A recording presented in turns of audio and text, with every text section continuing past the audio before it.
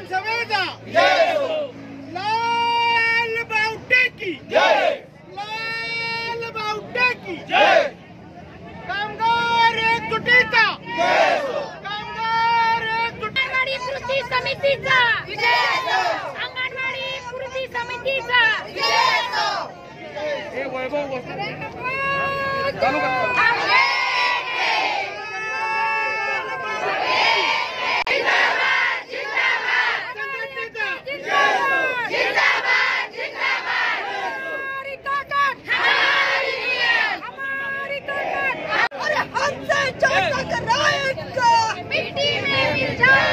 अरे नहीं चलेगी,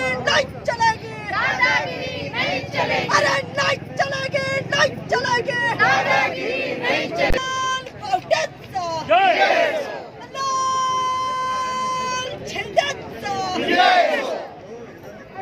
हम सब एक है। कामगार युनियन संघटनेचा कामगार युनियन संघटनेचा या सरकारचं करायचं का? या सरकारचं करायचं का?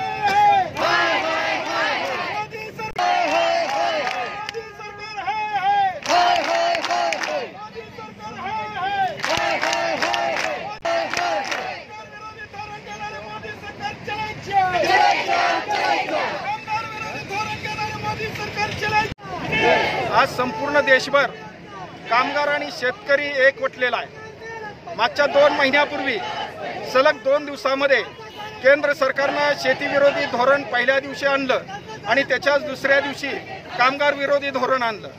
शेतकरी विधेयक आणल्यामुळं या देशामधला शेतकरी उद्ध्वस्त व्हायला लागलेला आहे. त्यांची शेती पूर्णपणे हे धोक्यात येऊ लागलेली आहे आणि म्हणून देशामधला शेतकरी आज पेटून उठलेला आहे. या संपूर्ण शेतकरी विधेयकामुळं या देशातला शेतकरी हा पूर्णपणे बुडला जाणार आहे. म्हणून आम्ही आज या ठिकाणी शेतकरी या आंदोलनामध्ये उतरलेले आहेत. तसंच त्याच्या दुसऱ्याच दिवशी कामगारच्या संदर्भामध्ये त्यांनी गेल्या 100 वर्षापासून जे कायदे तयार केलेले होते ते कायदे मोडीत काढण्याचं धोरण या केंद्र सरकारनं आणलेलं आहे आणि म्हणून या सरकारच्या विरोधामध्ये आज संपूर्ण देशामधला कामगार, शेतकरी, महिला हे सगळे एकवटलेले आहेत आणि हे सगळे धोरण हाणून पाडलं पाहिजे. त्याचबरोबर महाराष्ट्र शासनानं सुद्धा आशा वर्कर्स असतील, MSMRAचे वैद्यकीय प्रतिनिधी असतील किंवा या महाराष्ट्रातले शेतकरी असेल यांच्या संदर्भातले सुद्धा काही निर्णय जे गेल्या 2 महिन्यामध्ये घ्यायला पाहिजे होते ते घेतलेले नाही. उदाहरणार्थ या महाराष्ट्रामध्ये अवकाळी पावसामुळे प्रचंड असं शेतकऱ्यांचं नुकसान झालेलं आहे, त्यांची भरपाई मिळालेली नाही. त्याचबरोबर आशा वर्कर्सना वाढीव मानधन देतो म्हणून सांगितलं होतं तेही दिलं गेलेलं नाही.